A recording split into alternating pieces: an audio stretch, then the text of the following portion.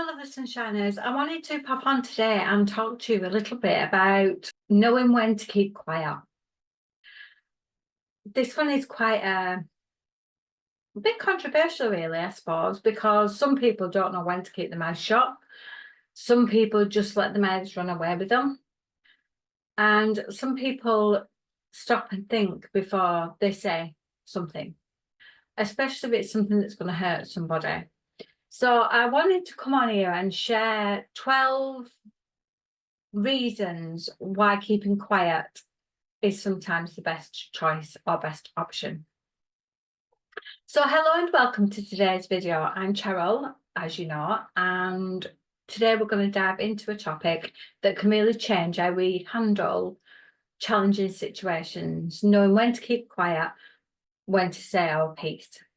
And in a world that often pushes us to speak up, there are moments when silence can be the most powerful and beneficial response.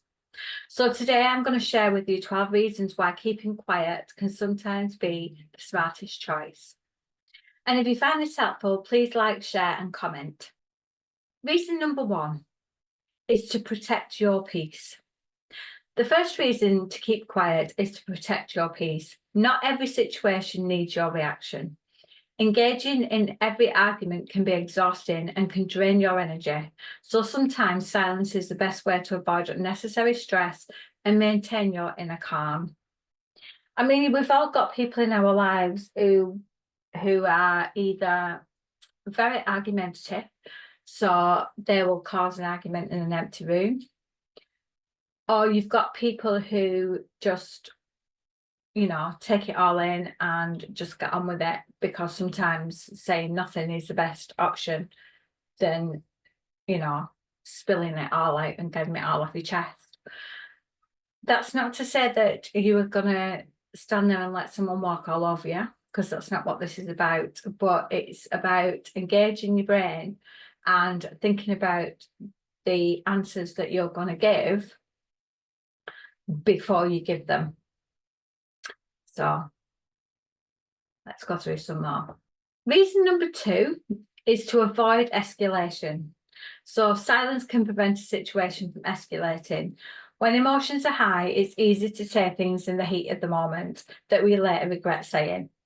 By choosing to stay silent, you give yourself and others the space to cool down, potentially diffusing a tense situation. How often have you said something in an argument and then once you've calmed down and the anger's gone, you regret it? And I've found with clients that come to me and they say, I just feel angry all the time. This is one of the things. So, they'll have a row, they'll say something in anger, then once they've calmed down, they stop feeling guilty. They start feeling guilty. Then they get angry because they feel guilty, and then the cycle comes round and round and round and round. So silence can prevent that from happening. Reason 3 is be silent in the heat of the moment. When we're angry, our words can become weapons. So it's easy to lash out, and when all your emotions are running really high, you just come out with stuff that you didn't necessarily mean. But this can cause more harm than good. So keeping quiet in moments of anger allows you to avoid saying things that you can't take back, protecting both yourself and your relationships. Once you've said a word, it stays in that person's mind, and the other person on the receiving end of it can sometimes play it over and over again, and be thinking, do they really think that of me, or am I really that bad of a person, or whatever it might be. So don't spit out stuff in anger, because I think sometimes, in fact 99% of the time, you'll regret what you've said. Reason number 4 is gathering your thoughts. So keeping quiet gives you time to gather your thoughts. Reacting impulsively can lead to misunderstandings or hurt feelings. Silence allows you to process what's happening and respond more thoughtfully when you're ready. Sometimes you think about,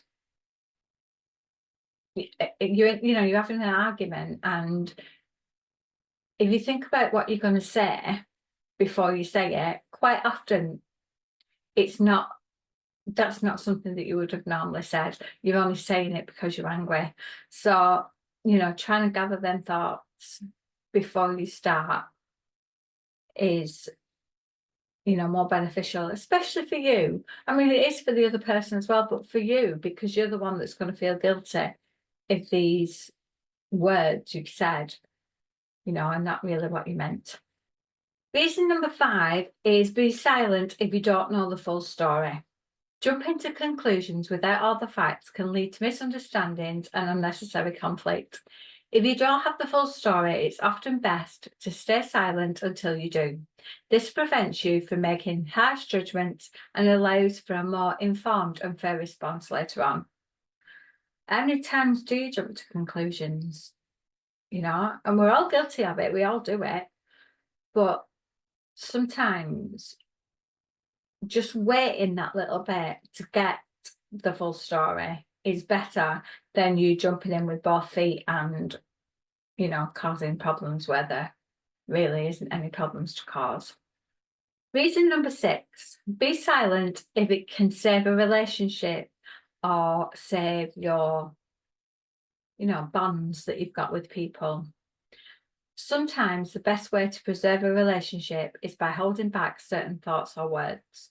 Not everything needs to be said. Silence can sometimes protect the bonds you share with somebody, especially when speaking up might cause unnecessary harm or conflict. So, don't say it if you know for a fact that it's really going to hurt somebody, because there might be a time when you say something that you're never going to come back from. Reason number 7 is to maintain control.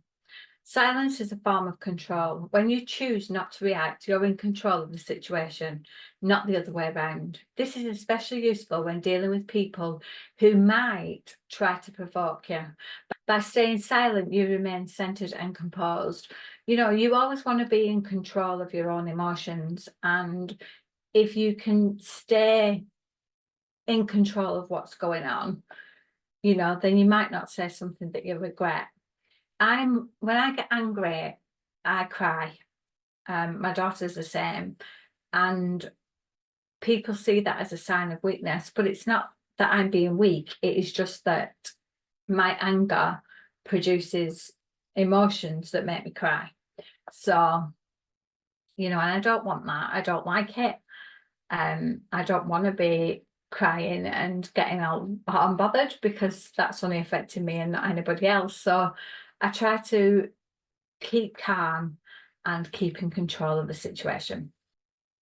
Reason number 8 is be silent if you are too emotional to be rational. When emotions are overwhelming, our ability to think clearly can be compromised. In such moments, it's wise to remain silent until you've had the time to process your feelings and approach the situation more rationally. How many times have you had a row with your partner or your parents or something because you've got all emotional about something and you've just gone bleh at somebody? And then once you've calmed down, you thought, bugger, I shouldn't have done that, or I shouldn't have said that, or so being silent when you are feeling really emotional is better than you reacting to something based on how you're feeling and then regretting it later. Reason 9 is be silent if words you use can ruin your relationship or friendship. Words can be incredibly powerful, and once they've spoken and they've left your mouth, they can't be taken back. And if there's a risk that the words that you're going to say are going to damage a relationship or a friendship, it's often better to keep quiet. Give yourself time to reflect on whether expressing your thoughts is truly necessary or if silence is the better option. Like I say, sometimes we say things and we didn't really mean it, but once we've said it and once it's left our lips, we can't take that back. And when I was in my marriage, my first marriage, and I was with a really abusive partner, I found the words and things that he said to me were a lot more hurtful and a lot more damaging than him hitting me, because hitting me, that wore off and it, the bruises went and that sort of thing, but the words stayed, and you tend to play them over and over and over again in your mind. So just be mindful of, what you're going to say to somebody, because you can't take it back once it's been said. Reason number 10 is be silent if you're unsure of your own feelings or motives. Sometimes we speak out of confusion or insecurity or even spite. People can say hurtful things just because they want to be spiteful. And, again, it's one of those where you've said it and you've calmed down and then you regret it. So if you're unsure of your own feelings or motives, it's wiser for you to stay silent until you gain clarity. This prevents you from saying something that doesn't truly represent your feelings or intentions. So you could say something to somebody that, so say you were saying something to your husband or your wife or whatever, and, I don't know, something like you call your wife a lazy cow or something like that. And you know for a fact that that's not true, but once you've said it, that might have been what you were feeling at the time and you might have been really angry, but is it a real true representation of how you feel about that person? So, just be mindful again of the feelings or the motives for you saying what you're saying. Reason number 11, be silent if you speak out of spite or revenge. Reacting out of spite or a desire for revenge rarely leads to positive outcomes. It's easy to be hurtful when you're trying to get back at someone. However, this often causes more pain and regret. Silence in this case can prevent you from acting in a way that goes against your true character. It's a bit like the other one, really, where you might say, to your husband or your wife or your partner or whoever it might be, I really hate you, I don't want to be with you anymore, you're driving me mad, and all that kind of stuff. But once you've calmed down, that's not really how you felt at all, and you were just speaking in the moment, or you was just trying to hurt them in some way. So being mindful of what you're saying, if it's based on revenge or if it's based on spite, it's better to think about it before you say it, because again, you can't take it back once it's come out your mouth. Reason number 12, be silent when adding words might just fuel the fire. Sometimes adding more words to a heated situation only serves to fan the flames. Instead of resolving the conflict, it can make things worse. In these moments, silence can act as a calming force, reducing the tension and allowing space for things to settle down. Some people just never know when to shut up, basically. And, you can be arguing with somebody and they'll always want to, sorry, I've got a dodgy knee and it keeps giving way. You'll be arguing with somebody and they always want to have the last word. They always want to have the last say. And, it might not even be anything that's relevant to what you started arguing about in the first place, but people always want to have that last word and they want to add that bit in. Or you'll get somebody who will join in the argument and they'll say something that they know that the other person's going to kick off about. So, sometimes it's better to just not say anything at all. You come to the end of the argument, just stay silent and let it fizzle away and die out. So there are 12 reasons to keep quiet at all costs. I'm sure you could think of a dozen other things yourself that, you should keep quiet about. And remember that silence is not always about weakness or avoidance. It's about you choosing your battles wisely and preserving your mental and emotional well-being. Sometimes staying silent can be the most loving, wise, and empowering choice you can make. So I hope you found this helpful. If you did, please share the video with someone who might need it. There might be someone in your life that really needs to hear this message. And thanks for listening, and I shall see you all again soon. Bye for now.